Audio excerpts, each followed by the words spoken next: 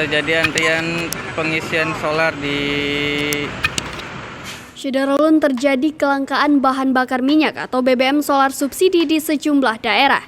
Pemicu terjadinya kelangkaan pasokan solar subsidi tersebut karena pertumbuhan ekonomi yang mengakibatkan meningkatnya konsumsi solar. Hal itu diungkapkan oleh PJS Corporate Secretary PT Pertamina Patra Niaga, Irto Ginting, pada Senin 28 Maret 2022.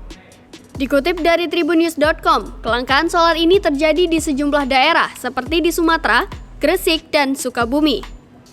Meningkatnya konsumsi solar subsidi di SPBU menjadikan solar cepat habis dan langka.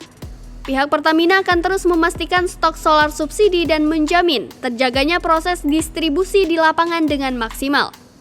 Irto mengucapkan upaya untuk mengurangi kelangkaan tersebut dengan cara menormalisasi pasokan sesuai dengan demand. Hingga Maret ini, realisasi solar subsidi sudah over 10% dari kuota. Subholding Commercial and Trading Pertamina dan PT AKR Corperindo Tbk atau AKRA untuk menetapkan kuota solar tahun ini sebanyak 15,1 juta kiloliter atau KL. Selain tingginya permintaan konsumen, polisi juga menangkap oknum penyelewengan solar subsidi di Sumatera Selatan dan Bangka Belitung. Tercatat harga solar subsidi ditetapkan seharga Rp5.150 per liter, sementara harga solar non-subsidi di atas Rp12.000 per liter.